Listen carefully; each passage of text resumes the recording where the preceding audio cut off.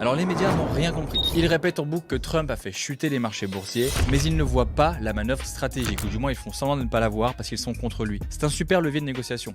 Les autres pays ne peuvent pas répliquer parce que les USA sont incontournables, c'est le plus gros consommateur. Et certains pays commencent déjà à plier, comme Taïwan, l'Inde, l'Israël, le Vietnam, le Cambodge, qui envisagent d'abandonner leurs droits de douane envers les USA. Les prix pourraient augmenter, c'est vrai, mais Trump prévoit déjà la solution. Les entreprises étrangères peuvent créer une filiale d'importation aux USA. Pour payer moins d'impôts sur les sociétés, on passerait de 21% aux USA à 15% avec la nouvelle politique de Trump, contre 22% en moyenne en Europe par exemple, 25% en France ou 30% en Allemagne, ce qui limiterait la hausse des prix de vente. Résultat, on vise une croissance locale assurée.